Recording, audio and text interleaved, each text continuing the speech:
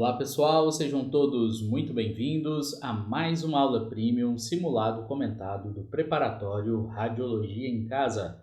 O nosso simulado comentado de hoje é para a prova do Instituto de Saúde e Gestão Hospitalar, o ISGH, de Fortaleza, Ceará, promovido pela banca Instituto Consulpan. Nós preparamos um caderno de questões com muito carinho para vocês e daremos início a partir de agora à correção e comentários das questões do nosso simulado de hoje, iniciando pela questão de número 1. Os exames de radiologia são realizados em um ambiente hospitalar ou em uma clínica especializada, geralmente com a presença de um técnico em radiologia e ou um radiologista. O processo pode variar um pouco dependendo do tipo de exame, mas em geral, o procedimento envolve os seguintes passos, com exceção de, ou seja, o enunciado me traz um contexto e me pede para analisar as alternativas e encontrar a exceção, a alternativa incorreta. Vamos lá, alternativa A. O paciente é instruído a se vestir com roupas hospitalares e a retirar objetos de metal, tais como joias, óculos e chaves para evitar interferências na imagem. Essa definição está correta ou incorreta, turma? Está correta, certo? Então não é uma exceção. B. O paciente é posicionado de maneira apropriada para o exame, geralmente com uma mesa ou plataforma móvel que pode ser ajustada. Este conceito também está correto. Letra C. O equipamento é operado pelo técnico de radiologia ou outro profissional de saúde qualificado. Aqui nós já temos um erro. O equipamento emissor de radiação ionizante ele deve ser operado por um profissional técnico ou tecnólogo em radiologia. Não vou entrar no mérito de profissionais de outras áreas, como a biomedicina, que se especializam e estão atuando na radiologia, tá? Mas, em caráter geral, nós sabemos que o equipamento deve ser operado por um profissional técnico ou tecnólogo em radiologia, ok? Continuando nessa alternativa, durante a aquisição do estudo, o paciente deve permanecer móvel ou ser solicitado para respirar fundo para garantir uma melhor qualidade da imagem. Turma, em qualquer exposição radiológica, em qualquer exame, a orientação será que o paciente permaneça imóvel, parado, não móvel. Então, mesmo se na hora de fazer a prova você considerou a questão de outro profissional operando o equipamento, eu tenho certeza que, independente do profissional, o paciente estará imóvel e não móvel. Então, nós já achamos a exceção alternativa afirmativa incorreta, gabarito da nossa questão. Por fim, letra D. Após a aquisição da imagem, ela é processada pelo computador e analisada pelo radiologista para determinar se a imagem é clara e adequada para o diagnóstico. Também está correto, lembrando que quem vai avaliar o exame é o profissional médico radiologista. Portanto, questão número 1, gabarito, letra C. Questão de número 2. Sobre a anatomia dos pulmões, pode-se considerar incorreta a alternativa. Mais uma vez, a banca quer que façamos a análise das questões e encontremos o erro, a alternativa incorreta. Letra A. A base encontra-se sobre o diafragma, enquanto o ápice se projeta em direção à abertura torácica superior. Essa afirmativa sobre a anatomia dos pulmões está correta.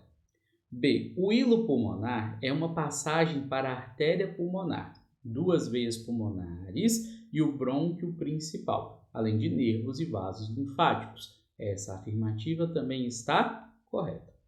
Letra C. O pulmão direito possui 3 lobos, inferior, superior e médio. Também está correto. Restou apenas a letra D. A cúpula esquerda do diafragma é mais elevada na radiografia devido ao fígado. Essa afirmativa está errada, porque a cúpula diafragmática, que é mais elevada devido à posição do fígado, não é a cúpula esquerda, e sim a cúpula direita, como a gente pode observar aqui nesta imagem. A gente percebe que a cúpula diafragmática direita ela está superior quando comparada à cúpula diafragmática esquerda, e aqui nós vemos o porquê disso, por conta da posição do fígado. Portanto, questão número 2, gabarito, letra D. Nossa questão de número 3, sobre a classificação de áreas dispostas nas normas de radioproteção, analise as proposições abaixo e assinale V para verdadeiro ou F para falso. Primeira proposição. Área controlada deve ter a adoção de medidas específicas de proteção e segurança para garantir que as exposições ocupacionais normais estejam em conformidade com os requisitos de otimização e limitação de dose. Área classificada como supervisionada, embora não requeira a adoção de medidas específicas de proteção e segurança, devem ser feitas reavaliações regulares das condições de exposições ocupacionais. Por fim, terceira proposição, áreas livres devem estar sinalizadas com o símbolo internacional de radiação ionizante, acompanhado de um texto descrevendo o tipo de material, equipamento ou uso relacionado à radiação ionizante. Assinale a alternativa que apresenta a sequência correta. Alternativa A, VVF, alternativa B, VFF, alternativa C, FVV e alternativa D, FFF. Turma, notamos que a primeira proposição que trata da área controlada, esta é verdadeira. A segunda proposição que trata da área supervisionada também é verdadeira, mas a terceira proposição que trata da área livre, esta é falsa. Portanto, o gabarito da nossa questão de número 3 é a letra A, primeira e segunda afirmativa verdadeira e a terceira afirmativa falsa. Questão de número 4. De acordo com as normas de radioproteção, dose equivalente refere-se a alternativa A, dose que pode ser evitada por uma ou mais ações protetoras. B, dose comprometida no tecido, dado pela grandeza E. Alternativa C, dose absorvida média no órgão ou tecido, dado pela expressão HT igual DTWR. E letra D, soma das doses ponderadas nos diversos órgãos e tecidos. Quando falamos, turma, em dose equivalente, é a dose absorvida média no órgão ou tecido. Essa descrição está aqui na norma CNEM 3.01, item 21, descrição para dose equivalente. Grandeza expressa por, aí ele traz aqui a fórmula, conforme nós temos a fórmula aqui na alternativa, onde o D é a dose absorvida média no órgão ou tecido e o WR é o fator de ponderação da radiação. Complementando sobre a dose equivalente, a unidade no sistema internacional é o joule por quilograma, denominado sievert. Portanto, questão de número 4, turma, gabarito, letra C.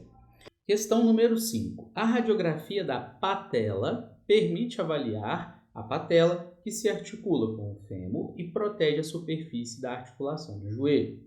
A avaliação radiográfica da articulação do joelho intraarticular não permite diagnosticar. Alternativa A, calcificações. Alternativa B, contratura do ligamento colateral medial. Alternativa C, afecções infecciosas. E alternativa D, fraturas. Turma, quando nós falamos de radiografia, elas são amplamente indicadas para avaliação especialmente de fraturas, e nelas também é possível avaliar calcificações e afecções infecciosas. Agora, quando eu falo de uma contratura do ligamento colateral medial ou de qualquer outro ligamento da região do joelho, A radiografia não é o exame indicado. Para esse tipo de diagnóstico, é recomendado a utilização da ressonância magnética. Portanto, questão de número 5, gabarito, letra B.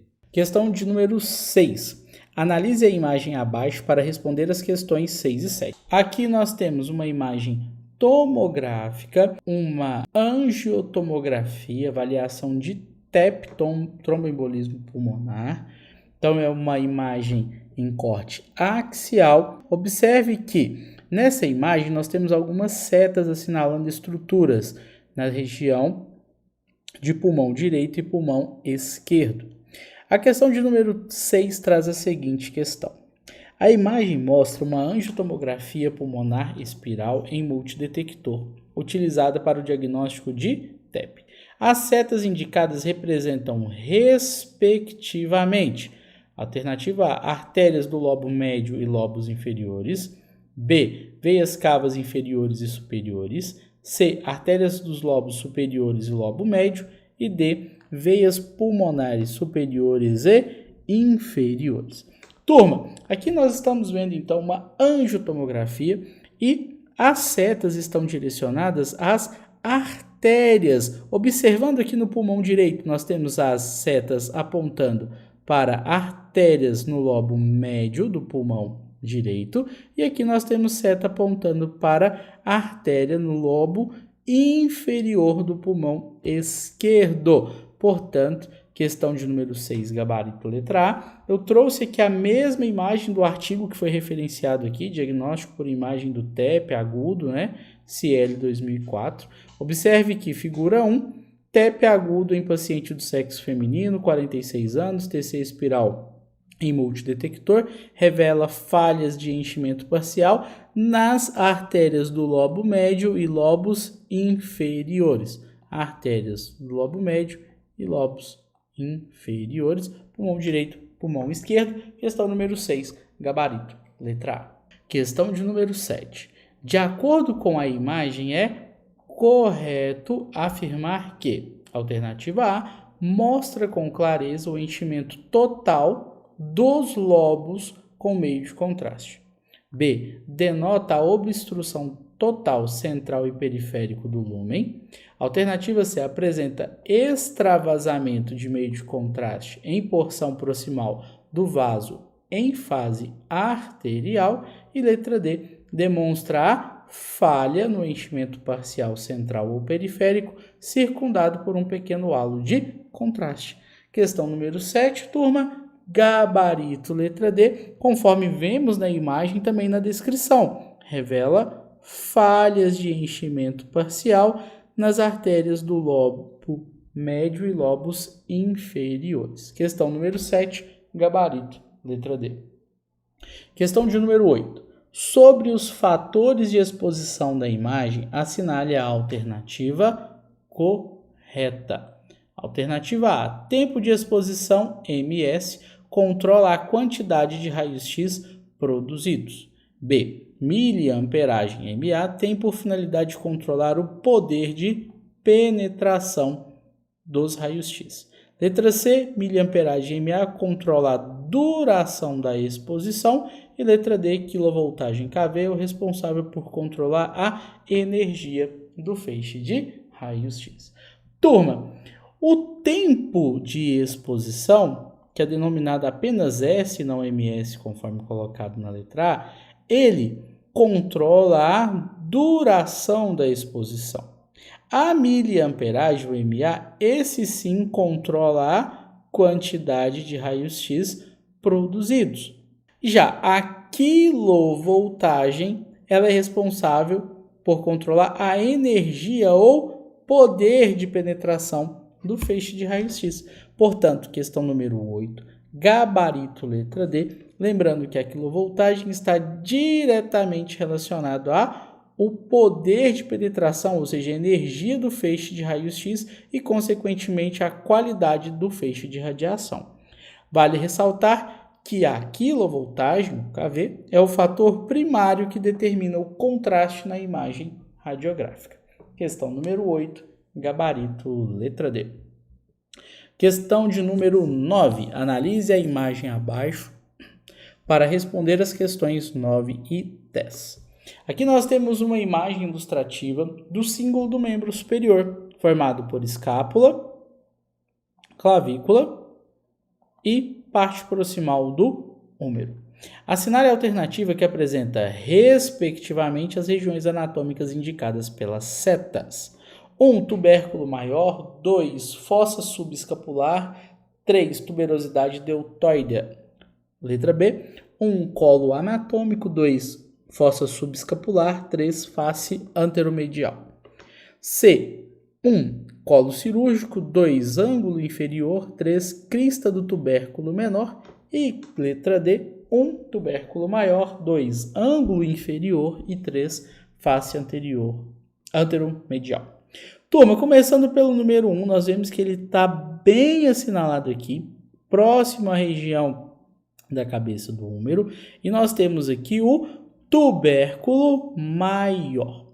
Então, por eliminação, nós já podemos eliminar letra B e letra C. Quando partirmos para o número 2, vemos aqui a escápula. Como nós temos apenas a alternativa A e D agora para analisar, vemos que na letra A ele traz como fossa subescapular e na letra D como ângulo inferior, que seria essa região aqui da escápula.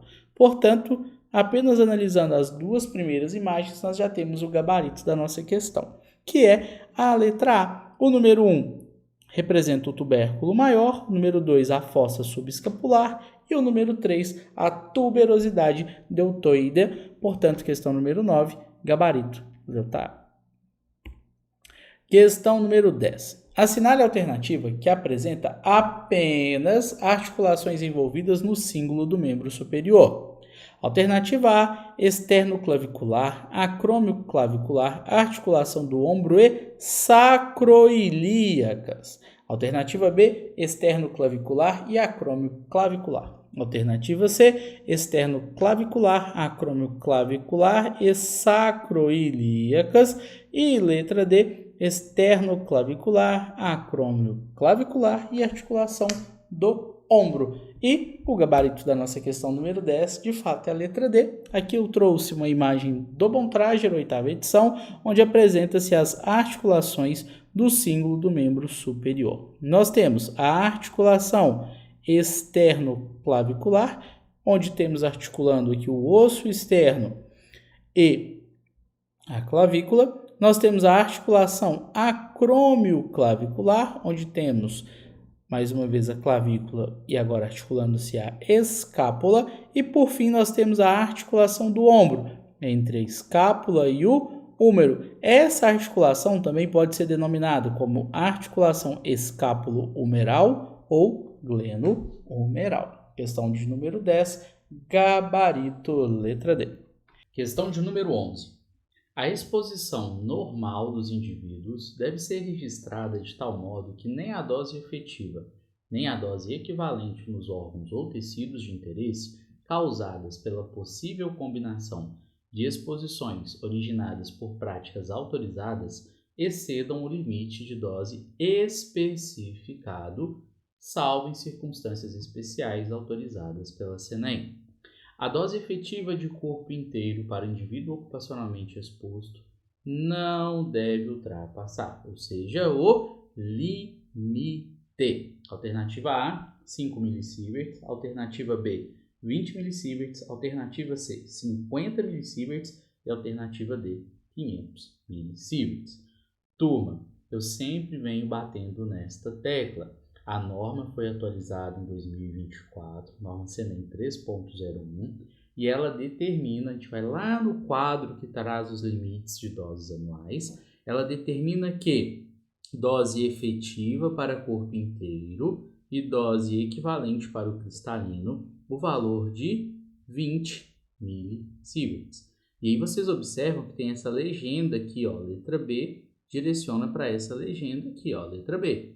Este valor de limite de dose efetiva para o corpo inteiro ou dose equivalente para o cristalino pode alternativamente, ou seja, um caráter de exceção, ser a média aritmética em 5 anos consecutivos desde que não exceda 50 millisieverts em qualquer ano. Observe que o enunciado ele não colocou nenhum caráter de exceção, ele só colocou que a dose não deve ultrapassar. Ou seja, qual é o limite dessa dose? De acordo com a norma, o limite são 20 millisieverts, exceto, alternativamente, em um caráter de exceção, ela pode ser considerada média aritmética em 5 anos consecutivos, desde que não exceda 50 millisieverts em qualquer ano. O enunciado não trouxe nada a respeito dessa possibilidade de ser considerada uma média aritmética ou um caráter de exceção. Então, de forma clara e objetiva, seguindo como referência a norma CNEM 3.01, o gabarito da questão, letra B. Lembrando que essa questão caiu em prova poucos meses após a atualização da norma. O gabarito foi dado como 20 millisieverts, muitas pessoas entraram com recurso e o gabarito foi mantido usando como referência a norma atualizada. Questão 11, gabarito. Letra B. Questão número 12. Uma radiografia de tórax será realizada com foco grosso de 300 mA e tempo de 0,2 segundos. Qual será o valor de MAS? Alternativa A, 30 MAS. Alternativa B, 60 MAS. Alternativa C, 150 MAS. E alternativa D, 300 MAS. Bom, para nós sabermos o valor de MAS, pessoal, vamos aplicar uma fórmula, que é MAS é igual ao MA vezes o tempo. E essas duas informações eu tenho aqui no meu enunciado, ou seja, o MAS será igual a 300 vezes 0,2. 300 vezes 0,2, nós teremos um MAS igual a 60. Quer uma dica de ouro para não errar essa questão na hora da prova, não ficar confuso? Corta esse zero com esse zero e multiplica 30 por 2, que será igual a 60. Questão número 12, gabarito, letra B.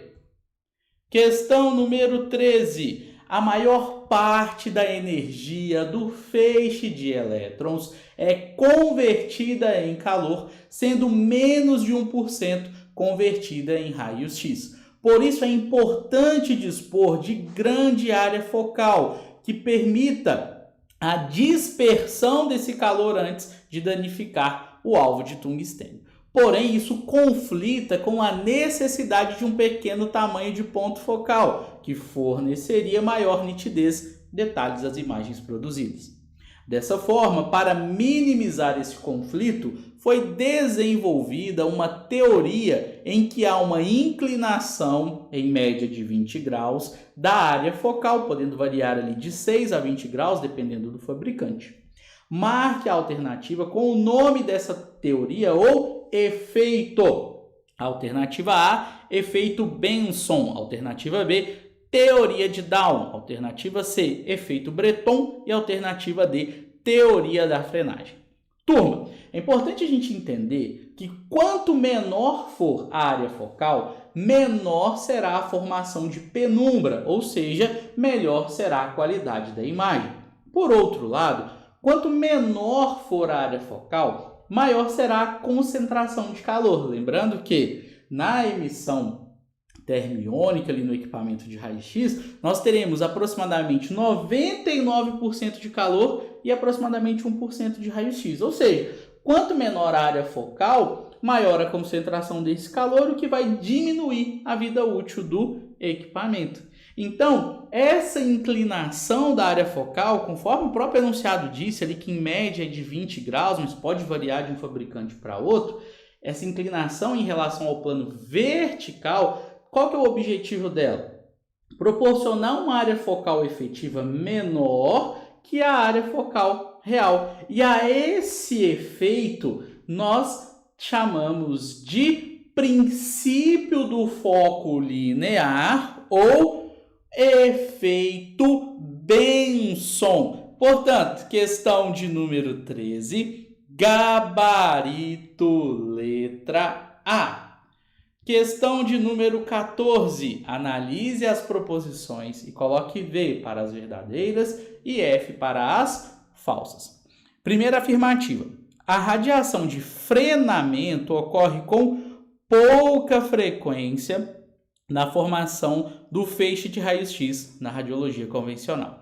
Pessoal, nós sabemos que a radiação de frenamento, ou Bremsstrahlung, é a que ocorre com maior frequência na formação do feixe de raios-x na radiologia convencional. Então, essa afirmativa ela é falsa, o que me permite eliminar a letra A. Segunda afirmativa, a radiação característica é mais frequente na formação do feixe de raios-x na radiologia convencional. Turma, aqui trouxeram informações opostas, né? A radiação de frenamento é mais frequente, a característica ocorre com pouca frequência. Segunda afirmativa falsa, o que me permite eliminar a letra D. Terceira afirmativa, o rendimento na geração de raios-x é muito pequeno, pois aproximadamente 99% da sua energia de frenagem dos elétrons é convertida em calor e apenas 1% é convertida em raios-x. Essa afirmativa é verdadeira. Por último, do volume de raios-x produzidos, apenas 1% pode ser aproveitado para a realização do exame radiográfico, radiação útil. Essa aqui é uma pegadinha, porque essa afirmativa é falsa, turma. Olha só.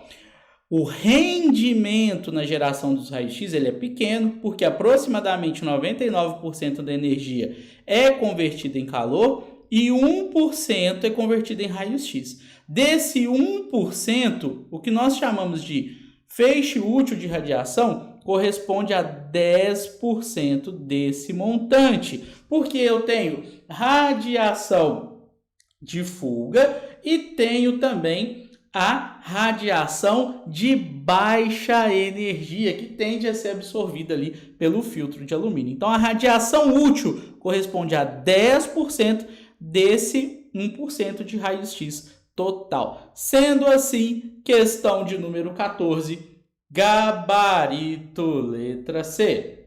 Questão 15. Qual a estrutura anatômica não é visualizada na incidência perfil do cotovelo? Alternativa A, incisura semilunar. Alternativa B, tubérculo menor. Alternativa C, sulco troclear. E alternativa D, cabeça do rádio. Turma, importante entender o enunciado. Nós estamos falando de uma incidência em perfil do cotovelo. E ele quer saber a estrutura que não é visualizada nessa incidência. O gabarito da nossa questão 15, letra B, tubérculo menor. O tubérculo menor será visualizado na região do húmero proximal, ali próximo à articulação do ombro. Estamos falando de cotovelo. Letra A, incisura semilunar, também chamada de incisura troclear. Letra C, sulco troclear. E letra D, cabeça do rádio. Todos esses visualizados em um perfil de cotovelo. Questão número 15, gabarito, letra B. Questão 16. Com relação à anatomia do tórax, analise as afirmações abaixo. 1. O pulmão direito possui 3 lobos pulmonares. 2. Carina é o nome dado à bifurcação da traqueia que dá origem aos brônquios principais direito e esquerdo. 3. A traqueia é constituída de anéis cartilaginosos verticais que ligam a laringe aos brônquios e serve para a passagem de ar.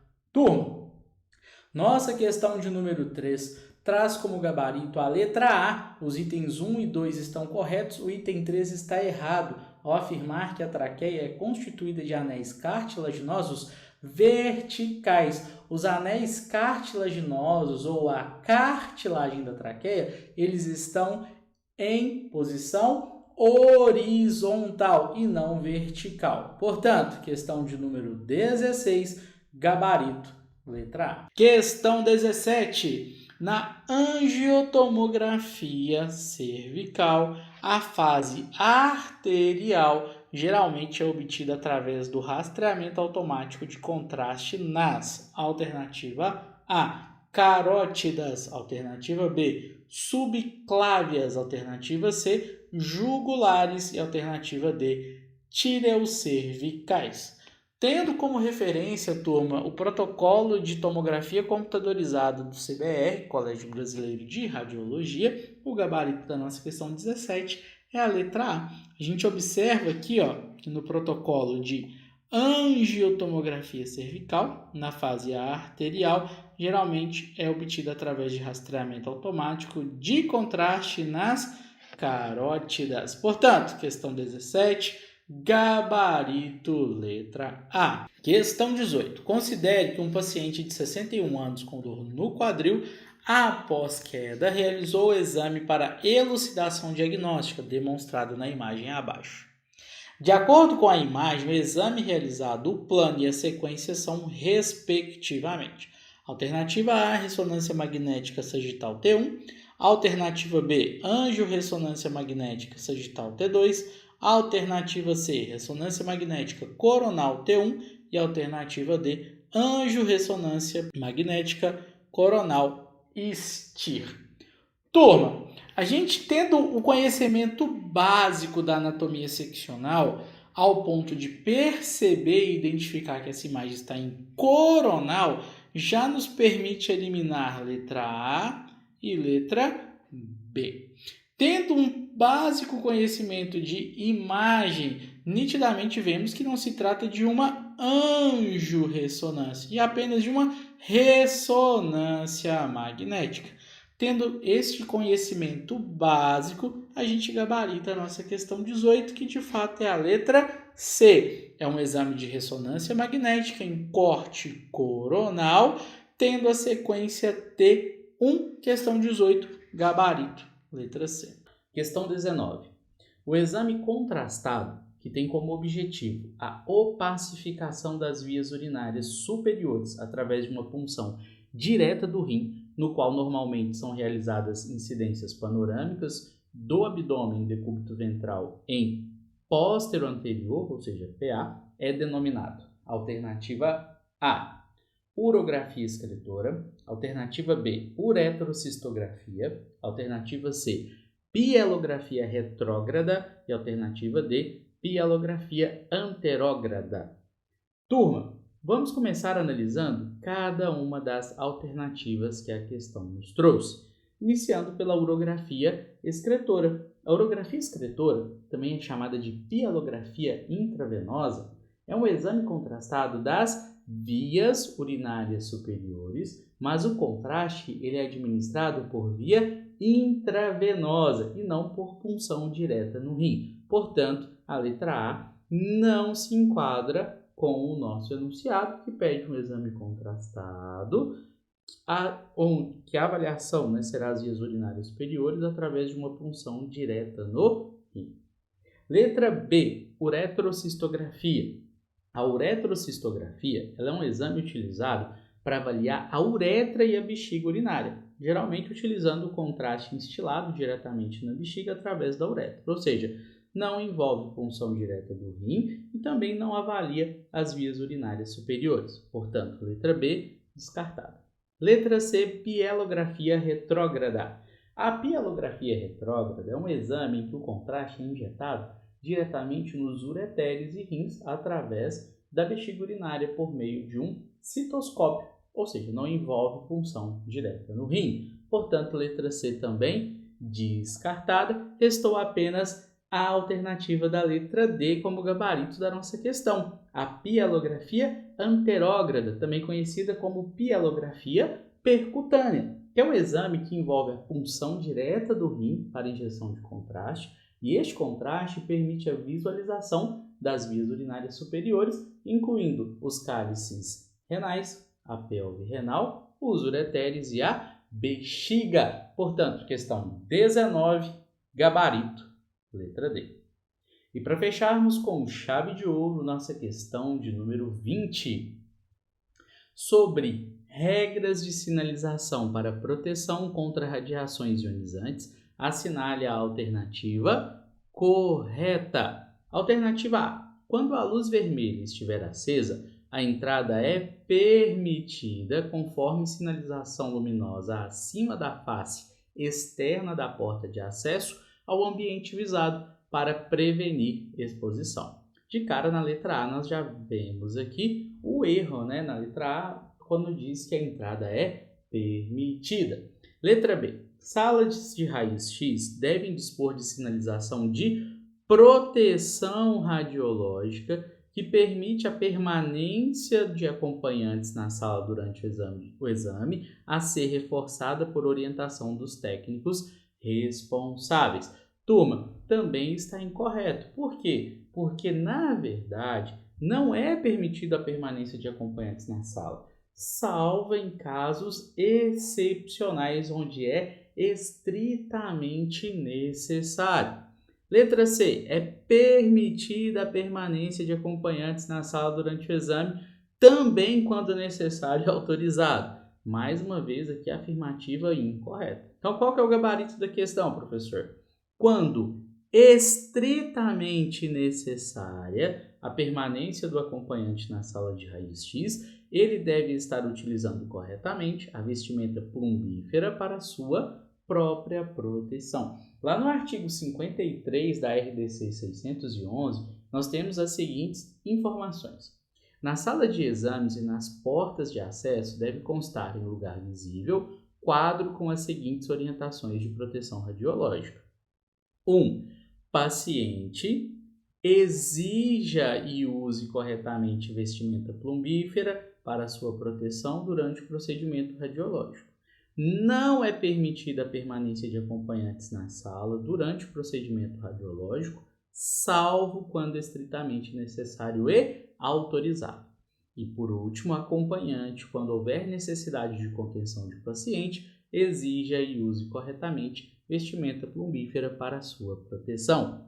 Portanto, questão de número 20, gabarito, letra D. E assim nós finalizamos mais um simulado comentado em nosso curso preparatório e, como de costume, trazendo uma frase com muito carinho para a sua reflexão. O sucesso é apenas a disciplina praticada todos os dias. Desejo a todos vocês bons estudos, fiquem todos com Deus, um grande abraço e vamos juntos em busca da aprovação.